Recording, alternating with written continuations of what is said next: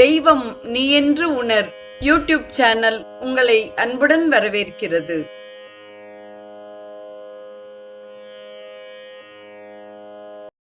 வாழிய செந்தமிழ். அன்பு நிறை உள்ளங்களுக்கு அன்பார்ந்த வணக்கங்கள்.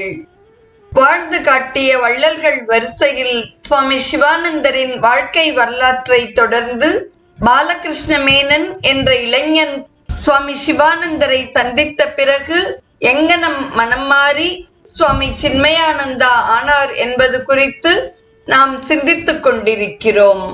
1942 ஆண்டு வெள்ளையனை வெளியேறு போராட்டம் மகாத்மா காந்தியால் அறிவிக்கப்பட்டது. ஆங்கிலேயர்களின் ஆட்சிக்கு எதிராக எல்லா இந்தியர்களும் ஒன்று திரண்டு போராடினார்கள். லக்னோ பல்கலைக்கழகத்தில் படித்துக் கொண்டிருந்த பாலகிருஷ்ணன் ஆங்கிலேய ஆட்சிக்கு எதிராக கூட்டம் சேர்த்து பேசியும் எழுதியதை எல்லோருக்கும் விநியோகித்தும் சுதந்திர போராட்டத்தில் கலந்து கொண்டிருந்தான். ஆயிரக்கணக்கான சுதந்திர போராட்ட வீரர்களை காவல்துறையினர் கைது செய்து சிறையில் அடைத்தனர். பாலகிருஷ்ணனையும் கைது செய்ய காவல்துறை அவனை தேடியது. அவன் காஷ்மீர் மாநிலத்திற்கு தப்பிச் சென்று சிறிது காலம் தலைமறைவாக இருந்தான். பல நாட்கள் உணவில்லாமல் யாரையும் அணுகவும் முடியாமல் மிகவும் சிரமப்பட்டான். 1 வருட காலம் காஷ்மீரில் தலைமறைவாக இருந்துவிட்டு ஒரு நாள் டெல்லியின் மையப்பகுதிக்கு செல்ல பேருந்தில் ஏறினான். ஆனால் சிறிது தூரத்திலேயே காவல்துறையினர் பேருந்தில் ஏறி ஒரு மதராசியை யாராவது பார்த்தீர்களா என்று விசாரித்துக் கொண்டிருக்கையிலே அவர்கள் தன்னைத்தான் தேடிக்கொண்டிருக்கிறார்கள் என்பதை புரிந்து கொண்டு பேருந்திலிருந்து இறங்கி கால் போன போக்கில் வேகமாக நடந்து காவலர்களிடமிருந்து தப்பித்தான். சட்டென்று ஒரு விளம்பர பலகை அவனது கண்ணில் பட்டது. அதில் படித்துக்கொண்டே சம்பாதி என்று இருந்தது. நேராக அந்த விளம்பரம் மாட்டப்பட்டிருந்த கட்டிடத்திற்குள் நுழைந்தான். அது ஆங்கில அரசின் இராணுவ உளவுத்துறையின் தொலைத்தொடர்பு மையம். பாலகிருஷ்ணன் தன்னை வேலை தேடும் இளைஞனாக அறிமுகப்படுத்திக் கொண்டான். உடனடியாக இயந்திரத்தை இயக்கும் வேலைக்கு அவனை சேர்த்து கொண்டார்கள். 1 வார காலத்திற்குள் அவனை வேலைக்கு சேர்த்து கொண்ட ஆங்கில அதிகாரி அவனுடைய தகுதிக்கு அவன் இன்னும் வேறு ஒரு திறமையான வேலை செய்ய வேண்டியவன், ஏன் ஒரு இயந்திரத்தை இயக்கும் வேலை செய்து கொண்டிருக்கிறான் என்று அவனிடமே விசாரித்தார். பாலகிருஷ்ணன் அதிகாரியிடம் எல்லா உண்மைகளையும் கூறினான். இந்தியாவிற்கு ஆங்கில அரசு செய்யும் கொடுமைகளையும் விரைவில் இந்நாட்டிற்கு விடுதலை கிடைக்க வேண்டும் என்ற நல்லெண்ணமும் கொண்டவர் அந்த அதிகாரி. அதனால் அவன் நிலையை புரிந்து கொண்டு தனக்கே உதவியாளராக சேர்த்து கொண்டார். இப்போது இராணுவ பகுதிக்கு சொந்தமான இடத்திலேயே பாலகிருஷ்ணனுக்கு ஓரளவு வசதியான வாழ்க்கை தொடங்கியது. டென்னிஸ் விளையாடுவது, செஸ் விளையாடுவது, அங்கிருக்கும் மிகப்பெரிய நூலகத்திற்கு சென்று தான் எழுத இருக்கும் லக்னோ பல்கலைக்கழகம் நடத்தும் ஆங்கில இலக்கிய பரீட்சைக்கு தீவிரமாக படிப்பது என்று வேலை நேரம் போக மற்ற நேரங்களை பயன்படுத்திக் கொண்டான். 8 மாத காலம் அங்கு வேலை செய்தான். அதற்கு மேல் அவனால் அங்கு இருக்க முடியவில்லை. ஆங்கில அதிகாரியும் மனநிறைவோடு அவனுக்கு செய்ய வேண்டிய உதவிகளை செய்து கொடுத்து விடையளித்தார். பாலகிருஷ்ணன் அங்கிருந்து கிளம்பி பஞ்சாப் சென்றான். ஏறக்குறைய 2 ஆண்டுகள் கடந்துவிட்டதால் ஆங்கில அரசு தன் மீது உள்ள குற்றச்சாட்டை மறந்திருக்கும் என்று எண்ணினான். சுதந்திர போராட்டத்தில் ஏற்கனவே இருந்த அனுபவத்தால் பஞ்சாபிலும் சில மாணவர்களுக்கு பொதுக்கூட்டம் நடத்துவதில், துண்டு பிரசுரங்கள் அச்சடித்து விநியோகிப்பதில் மற்றும் பல வழிகளில் பயிற்சியும் ஆலோசனைகளையும் வழங்கினான். ஆங்கிலேய அதிகாரிகள் பஞ்சாபில் இந்த மதராசியின் நடமாட்டத்தை எளிதில் கண்டுபிடித்து கைது செய்தனர். டெல்லி சிறையில் பாலகிருஷ்ணன் அடைக்கப்பட்டான். சுகாதாரமற்ற உணவு, தூய்மையற்ற இருப்பிடம் போன்ற பல காரணங்களால் ஒருவிதமான காய்ச்சல் சிறையில் பரவியது.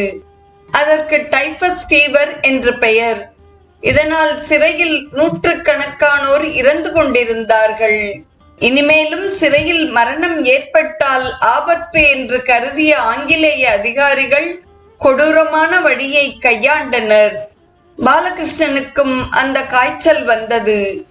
அவன் சிறையில் இறந்துவிட்டால் ஆபத்து என்று சிறை அதிகாரிகள் இரவோடு இரவாக நகரத்தின் எல்லையில் வீதியோரத்தில் அவனை வீசிவிட்டு சென்றார்கள்.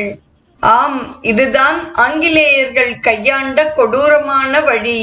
மறுநாள் காலையில் அந்த வழியாக காரில் வந்து கொண்டிருந்த ஒரு பெண்மணி வீதியோரத்தில் இளைஞன் ஒருவன் சுருண்டு மயங்கி கிடப்பதை கண்டாள். அவனது மூக்கு அவளுக்கு தனது மகனை நினைவுபடுத்தியது. உலகப் போரில் ஈடுபட ஆங்கில அரசால் அனுப்பி வைக்கப்பட்ட பல்லாயிரக்கணக்கான இந்திய வீரர்களில் அப்பெண்மணியின் மகனும் ஒருவன். தன் மகனுக்கும் இப்போது யாராவது உதவி செய்து கொண்டிருப்பார்கள் என்று கருதினாள் அந்த இந்திய தாய். காரை நிறுத்தி டிரைவரின் உதவியோடு தன் வீட்டிற்கு பாலகிருஷ்ணனை கொண்டு வந்தார். நோய்வாய்ப்பட்டிருந்தவனுக்கு மருத்துவ வசதி செய்து கொடுத்தார். சில வாரங்களில் அவனது நோய் குணமடைந்தது. உயிர் போகும் சூழ்நிலையில் வீதியில் வீசப்பட்ட பாலகிருஷ்ணன் பாரத பூமியின் புண்ணியவதியின் கருணையால் புத்துயிர் பெற்றான்.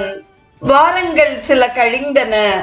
நோய் முழுமையாக குணமான பிறகு அந்த தாயிடம் மிகுந்த நன்றியுணர்வுடன் விடைபெற்று அவள் மகனின் உடையை அணிந்து கொண்டு பரோடாவில் உள்ள தனது உறவினன் அச்சுதமேனன் என்பவரது வீட்டை சென்றடைந்தான். பரோடாவில் அச்சுதமேனன் வீட்டை அடைந்த பாலகிருஷ்ணனுக்கு முதலில் ஏமாற்றமே காத்திருந்தது. அவன் சென்றபோது அச்சுதமேனன் வீட்டில் இல்லை. அங்கு இருந்த அவரது சமையற்காரர் பாலகிருஷ்ணனின் உருவத்தையும் உடையையும் கண்டு அவர் அச்சுதமேனனின் உறவினராக இருக்க வாய்ப்பே இல்லை, ஏதோ பொய் சொல்கிறார் என்று கருதி வீட்டிற்குள் அனுமதிக்கவில்லை. பாலகிருஷ்ணன் வீட்டிற்கு வெளியே காத்திருந்தான். வெளியில் சென்றிருந்த அச்சுதமேனன் வீடு திரும்பினார். அச்சுதமேனன் அவர்கள், சமையற்காரர் ஏன் ஒரு பிச்சைக்காரனை காத்திருக்க வைத்திருக்கிறார்? ஏதாவது கொடுத்து அனுப்பி இருக்க வேண்டியதுதானே என்று கருதி கொண்டிருக்கும் பொழுது பாலகிருஷ்ணன் அச்சு என்று அவனை கண்ட ஆனந்தத்தில் உற்சாகமாக கூப்பிட்டார். உடனே பாலகிருஷ்ணனை அடையாளம் கண்டுகொண்டார் அச்சுதமேனன். வீட்டிற்குள் அவனை அழைத்து சென்றார். பாலகிருஷ்ணனின் துணிச்சலான சுதந்திர போராட்ட கதைகளை கேட்ட அச்சுதமேனன் அவரை அங்கேயே தங்கியிருந்து முதலில் உடலை தேற்றிக்கொள்ளச் சொன்னார். அச்சுதமேனன் காட்டு இலாகாவில் வேலையில் இருந்தார். அதன் காரணமாக பல நாட்கள் ஊரில் இருக்க மாட்டார். முதலில் பாலகிருஷ்ணனை வீட்டின் உள்ளே விட மறுத்த சமையல்காரர் நாராயணன் தான் மிகவும் சந்தோஷத்துடன் பாலகிருஷ்ணனை கவனித்துக் கொண்டார். பாலகிருஷ்ணனுக்கு தினமும் நல்ல பழங்களையும் பச்சை காய்கறிகளையும் கொடுத்து அவருடைய உடலுக்கு வலு சேர்த்தார். பாலகிருஷ்ணன் நல்ல ஆரோக்கியமான உடல்நிலைக்கு திரும்பினான்.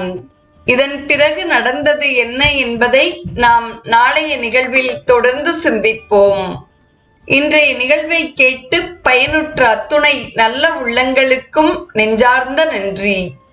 வாழிய செந்தமிழ், வாழ்க நற்றமிழர், வாழிய பாரத மணித்திருநாடு. தெய்வம் நீ என்று உணர் யூடியூப் சேனலை கேட்டு மகிழ்ந்த நீங்கள் உங்கள் நட்பு வட்டத்திற்கும் பகிர்ந்து தொடர்ந்து உங்களது நல்ல ஆதரவினை சப்ஸ்கிரைப் செய்து வழங்குமாறு அன்புடன் வேண்டுவது உங்கள் அன்பின் விசாலம்.